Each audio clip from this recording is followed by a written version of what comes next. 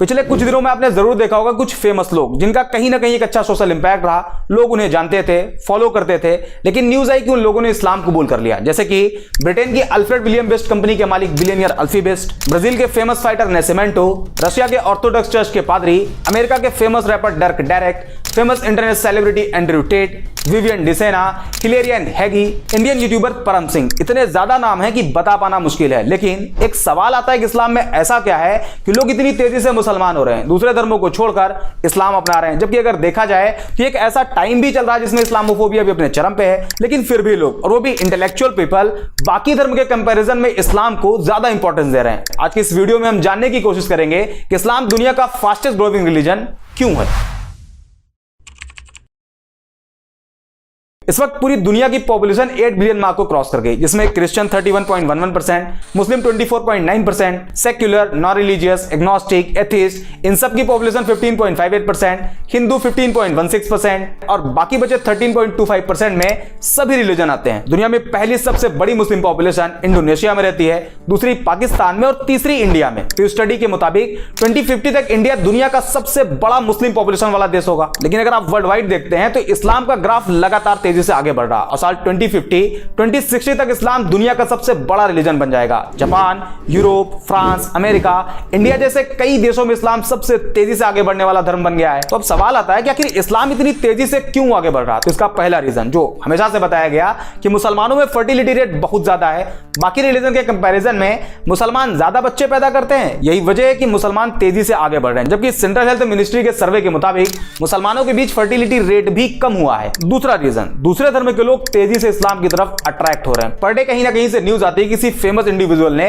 इस्लाम धर्म अपना लिया। कहीं कोई फेमस बिलियनियर होता है, तो कभी कोई फेमस फाइटर, तो कभी कोई फेमस रैपर, सेलिब्रिटी। ये उन लोगों की खबरें होती है जो कहीं ना कहीं फेमस होते हैं, लोग उन्हें फॉलो करते हैं। लेकिन ऐसे भी बहुत से लोग हैं जो इस्लाम अपना तो रहे हैं, लेकिन आम लोग होने की वजह से उन्हें सोशल मीडिया पर या न्यूज पोर्टल पर जगह ही नहीं मिल पाती। एक मोटा मोटा आंकड़ा आपको बताते हैं। द न्यूयॉर्क टाइम के मुताबिक अमेरिका के टोटल मुस्लिम पॉपुलेशन में 25% कन्वर्टेड मुस्लिम है और एक एस्टिमेट के हिसाब से करीब 20,000 से ज्यादा अमेरिकी हर साल इस्लाम कबूल कर लेते हैं। इसी तरह ब्रिटेन में करीब 6,000 लोग इस्लाम धर्म में शामिल हो जाते हैं। जापान भी एक ऐसा देश है जहां लोग तेजी से इस्लाम की तरफ आ रहे हैं। वसेदा यूनिवर्सिटी के अकॉर्डिंग पिछले 10 सालों में जापान में मुसलमानों की आबादी डबल से भी ज्यादा हो गई, जिसमें करीब 50,000 से ज्यादा जापानी लोगों ने इस्लाम कबूल कर लिया। और अभी हाल ही में एक रिपोर्ट आई जिसमें बताया गया कि दुनिया में मुस्लिम पॉपुलेशन 2 बिलियन मार्क को क्रॉस कर गई, जिसमें एक बड़ा नंबर कन्वर्टेड मुस्लिम का है। अब सवाल आता है कि आखिर लोग इस्लाम में कन्वर्ट क्यों हो रहे हैं? ऐसा क्या है इस्लाम में? तो इसका कोई एक जवाब नहीं। इस्लाम कबूल करने वाले लोगों से जब पूछा गया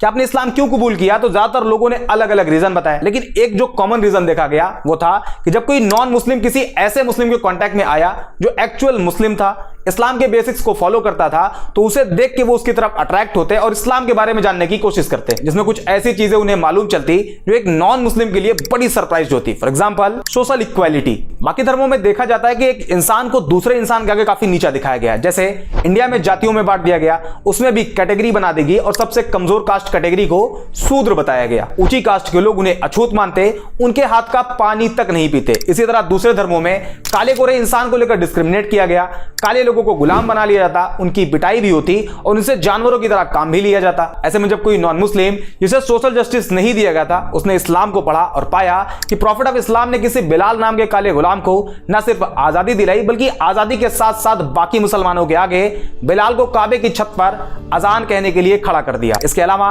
जब लोगों ने प्रॉफिट ऑफ इस्लाम की एक स्पीच के बारे में जाना, जिसमें उन्होंने कहा था एक अरेबियन किसी नॉन अरेबियन से सुपीरियर नहीं, और ना ही कोई नॉन अरेबियन किसी अरेबियन से सुपीरियर है, ना कोई काला किसी गोरे से सुपीरियर है और ना ही कोई गोरा किसी काले से। यह जानने के बाद कि इस्लाम में कोई ऊंचा नीचा नहीं, इस एक पॉइंट की वजह से ना जाने कितने लोगों ने इस्लाम कबूल कर लिया। दूसरा रीजन फॉरगिवनेस। इस्लाम में माफ कर देने वाला जो कॉन्सेप्ट है वो भी बड़ा शानदार है। जब लोगों ने उसे जाना तो वो भी उन्हें बहुत पसंद आया और लोगों ने इस्लाम कबूल कर लिया। फॉर एग्जांपल मान लीजिए कि अगर किसी इंसान को एक पूरी कम्युनिटी बुरा भला कहे, उसे बाइकआउट कर दे, यहां तक कि उसे जान से मारने की कोशिश करे, तो रिएक्शन ये होगा कि जब भी उसे उस कम्युनिटी पर कंट्रोल मिलेगा वो अपना बदला जरूर लेगा। सारे लोगों से ना सही, लेकिन उन लोगों को जरूर टारगेट करेगा जो उसके खिलाफ उसके ही लोगों को भड़काते थे, उसे मार के लाने वाले को इनाम देने की बात कहते थे। आमतौर पर यही देखा जाता है, लेकिन इस्लामिक हिस्ट्री में इसके जस्ट उल्टा है। 7वीं सेंचुरी में जब इस्लाम की शुरुआत हुई, उसके कई सालों बाद तक, करीब 10 साल बताया जाता है, इस पीरियड में टोटल 40 से कम मुसलमान थे। उस टाइम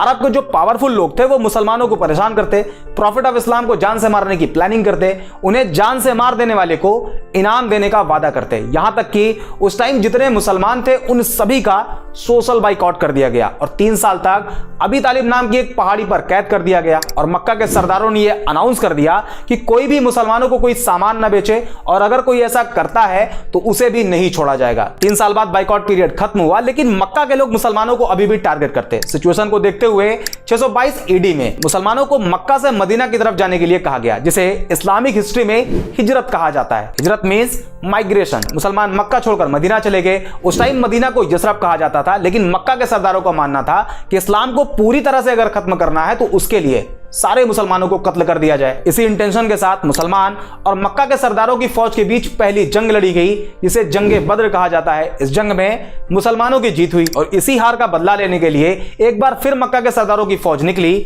और इस्लाम की दूसरी जंग लड़ी गई, जिसे जंगे उहूद कहा जाता है। लेकिन 10 साल बाद जो मुसलमान मक्का छोड़कर मदीना चले गए थे, वो एक मजबूत ताकत बनकर मक्का में वापसी करते हैं। उस टाइम मक्का के उन सरदारों में यह डर फैल गया कि हमने तो मुसलमानों को बहुत टॉर्चर किया है, प्रॉफिट ऑफ इस्लाम को जान से मारने की कोशिश करी है, आज मुसलमान हमसे ज्यादा पावरफुल हैं और अब वो हमें नहीं छोड़ेंगे। इस डर से बहुत से लोगों ने सरेंडर कर दिया और बहुत से लोग मक्का छोड़कर भाग गए। लेकिन जब प्रॉफिट ऑफ इस्लाम ने अपनी बात कहनी शुरू करी तो लोगों ने जो सोच रखा था वो उसके जस्ट उल्टा था और एक पब्लिक अनाउंसमेंट करी गई कि जिन जिन लोगों ने मुसलमानों को परेशान किया था, मुसलमानों को मारा था, मक्का छोड़कर मदीना जाने के लिए मजबूर किया था, उन सभी को माफ किया जाता है। ये एक सेंटेंस इतना इफेक्टिव साबित हुआ कि जो पहले इस्लाम को खत्म करना चाहते थे उन सभी ने इस्लाम कबूल कर लिया। और आज भी इसका इंपैक्ट इतना ज्यादा है कि जब कोई नॉन मुस्लिम इस्लाम के इस चैप्टर को पढ़ता है तो इस्लाम की तरफ अट्रैक्ट होता है। तीसरा और सबसे बड़ा रीजन है बिहेवियर। आज सोशल मीडिया पर इस्लाम की जिस इमेज को प्रेजेंट किया जा रहा है वो इस्लाम की रियलिटी नहीं। हालांकि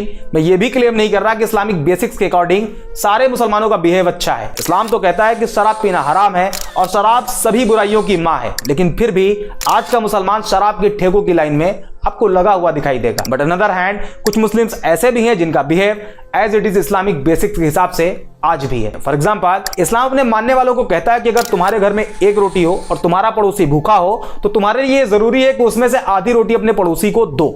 इस बात को मेंशन नहीं किया गया है कि पड़ोसी मुसलमान हो तभी दो, बल्कि कोई भी हो, किसी भी रिलीजन को फॉलो करता हो, आपको उसके साथ वैसे ही बिहेव करना है। और आज के टाइम पर जब कोई नॉन मुस्लिम किसी एक्चुअल मुस्लिम के बिहेव को ऑब्जर्व करता है तो वो उसके बिहेव से अट्रैक्ट होता है और ये रीजन इस्लाम को इतनी तेजी से आगे बढ़ने में सबसे बड़ा रोल प्ले कर रहा है। इसके अलावा justice, tolerance, patience, peace, day of judgement और भी बहुत से रीजन है जिस वजह से लोग इस्लाम को बाकी धर्म के कंपैरिजन में ज्यादा प्रेफर कर रहे हैं। और ये जो आजकल बड़े बड़े सेलिब्रिटी इस्लाम एक्सेप्ट कर रहे हैं उसमें इस्लामोफोबिक एडवर्टीजमेंट भी इस्लाम की मदद खूब कर रहा, क्योंकि जब लोग एंटी इस्लामिक क्लेम करते हैं तो इसका इंपैक्ट पॉजिटिव और निगेटिव दोनों तरह से होता है। निगेटिव ये कि नॉन मुस्लिम कम्युनिटी में इस्लाम को लेकर नफरत बढ़ती है, जबकि इसका पॉजिटिव साइड ये है कि लोग उस एंटी इस्लामिक क्लेम को क्रॉस चेक करने के चक्कर में इस्लाम को पढ़ना शुरू कर देते हैं, जिसमें उन्हें अभी बताए गए पॉइंट्स मिलते हैं जो कि क्लेम से रियलिटी बिल्कुल अलग होती है and eventually they accepted Islam. I hope ये वीडियो आपको पसंद आई होगी। अगर हाँ तो लाइक एंड शेयर जरूर कर दें। बाकी मिलते हैं अगले वीडियो में।